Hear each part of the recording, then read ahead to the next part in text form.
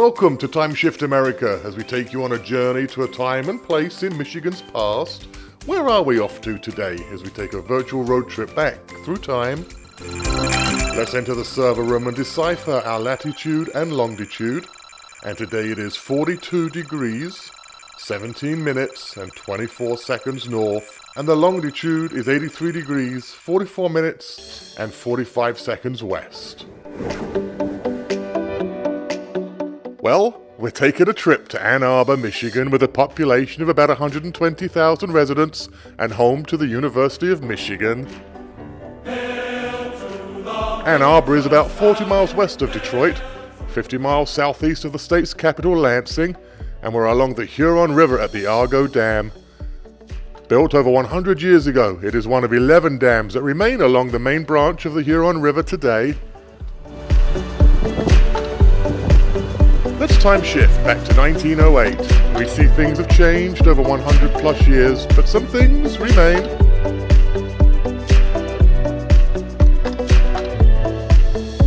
The dam has been updated, and the concrete rail bridge was a metal trestle structure back in 1908. In this image, courtesy of the Library of Congress, we see three young boys playing on the dam, two men in sports jackets, and a young man with his dog standing on a log in the shallow water, engaged in a spot of fishing. The Huron River watershed encompasses over 700 square miles of southeastern Michigan, winding its way through 130 miles of 5 counties and 73 communities as it makes its way into Lake Erie, the southernmost of the 5 Great Lakes. Throughout history, people have built dams across rivers to control the flow of the water. Dams have been used to trap fish, control flooding, power mills, and generate electricity. Some people have lobbied for their removal to restore the natural free-flowing waters. For centuries, the Indigenous peoples of Ottawa, Ojibwe, and Potawatomi, and the Wyandot nations have used the Huron River system for drinking, washing, fishing, and traveling. When settlers started arriving into this area in the early 1800s, the United States government created and signed treaties with the Native American leaders. These treaties meant land was now available for purchase, thereby bringing more people to the territory and leading to Michigan statehood in 1837. The Treaty of Detroit in 1807 had the Native Americans relinquish most of their lands in the southeastern part of Michigan, with small parcels of land being reserved for the indigenous peoples. Despite being displaced to so-called reservations, the treaty stated the Indian nations shall enjoy the privilege of hunting and fishing on the land ceded.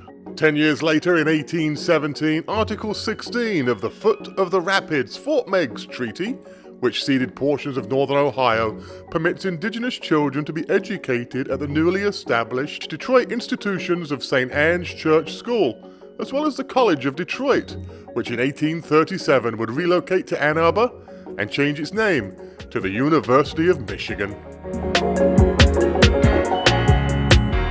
You can still see a unique landmark mentioned in the 1807 Treaty of Detroit.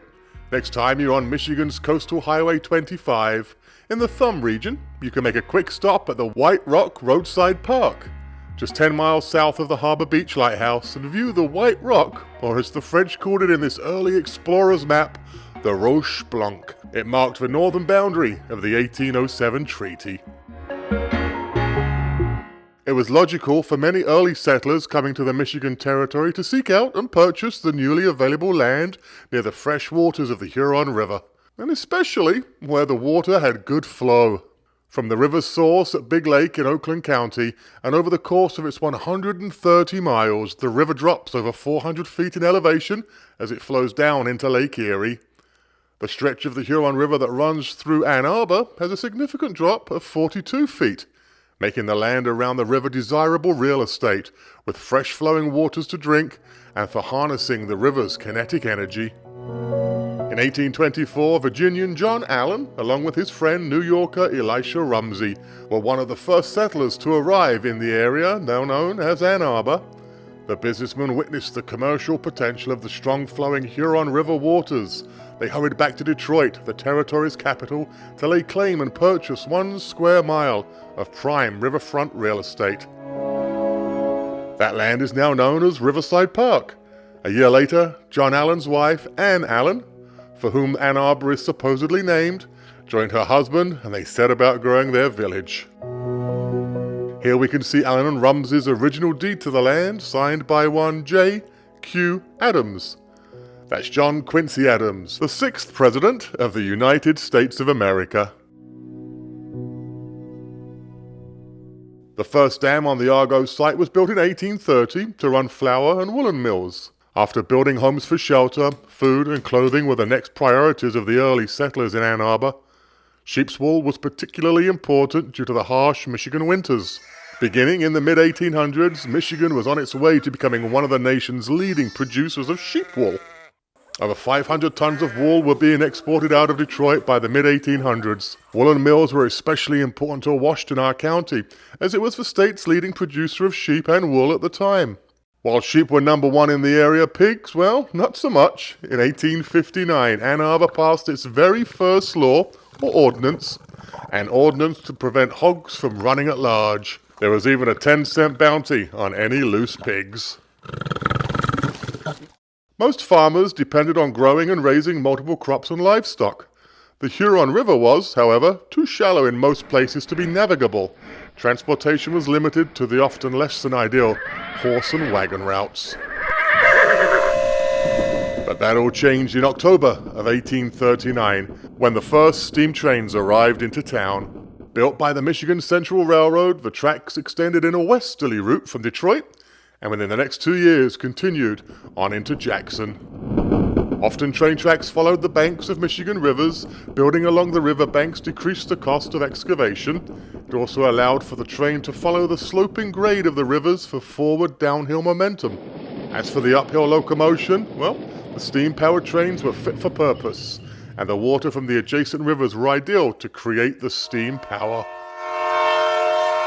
Building train tracks along a river is one thing. Over a dam, well, that proved to be a risky venture. Large amounts of melting snow, ice, and rain would contribute to flooding and damage the man-made structures, including bridges and dams. Disaster struck at the Argo Dam in the winter of 1904, when the train bridge gave way, sending the rail cars crashing into the frozen river below. The Saline Observer newspaper reported that 10 cars loaded with merchandise were thrown to the ice 60 feet below and demolished, but none of the trainmen received injury. That same year, disaster struck the mill at Argo Dam as flames ripped through the 4-story structure. The city soon rebuilt the Argo Dam mill, and it saw new life thanks to Thomas Edison. The flowing waters of the Huron River at the Argo Dam provided electricity to the city of Ann Arbor and the University of Michigan. 3 other dams on the Huron River were constructed along a 6-mile stretch to run hydroelectric power plants owned by the Detroit Edison Electric Company. Hydroelectric power uses water as a renewable energy source. The river's water is directed to flow through turbine blades, which in turn spin electric generators. These generators provide electricity to the surrounding areas. Here we can see the 2 remaining electricity-producing dams along the Huron River. Upstream from Argo is the Barton Dam and the Superior Dam, which is downstream in Superior Township. Dams are expensive to maintain, and poorly maintained dams can lead to catastrophes such as the one we saw play out in mid-Michigan in May of 2020. After 7 inches of rain fell in a short period of time, initially the Edenville Dam gave way, and then the Sanford Dam failed, and portions of the Sanford community were washed away. Dams hold back the natural flow of water, creating new lakes in floodplains behind the dam. These reservoirs of water can be used for drinking, farming, industry, and recreational use. The reservoir at the Argo Dam created an impoundment of water named Argo Pond. It's about 700 feet wide and extends for almost 2 miles upstream to the Barton Dam, which, itself, has a reservoir of water 3 times larger, known as the Barton Pond. It supplies Ann Arbor with about 85% of their drinking water. The other 15% come from wells at the city's airport in Pittsfield Township. The Argo Pond led to the formation of the University of Michigan's rowing team. This 1915 newspaper article headline reads, U of M to take up rowing in spring. And that? Student surveyors will map out the course above the Argo Dam next week. Throughout the years, local residents have used the Argo Dam, be it for boating, tubing, fishing, ice production during the winter months, and in the spring and summertime for collecting of food, as noted in this newspaper article from 1949. Mrs. Henry Lou Owen is cleaning some freshly picked greens. She tells the newspaper reporter that she advises boiling them with a dab of salt pork or bacon. In this photograph, snapped in 1911, we see 20-year-old Dwight David Eisenhower fishing with his brother Edgar on the Argo Pond. Edgar was studying at the University of Michigan, and Dwight was on his way to West Point Military Academy. Decades later, Dwight Eisenhower would lead the United States to victory in World War II, and then lead the nation as a two-term president of the United States. So help you God. So help me God.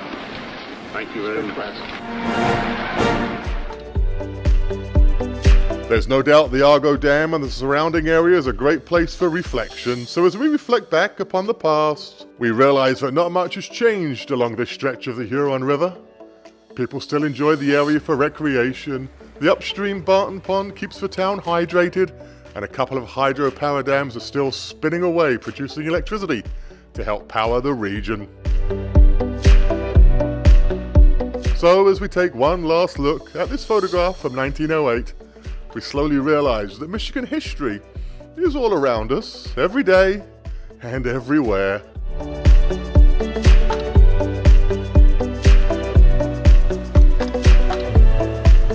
We're bringing history to life on TimeShift America.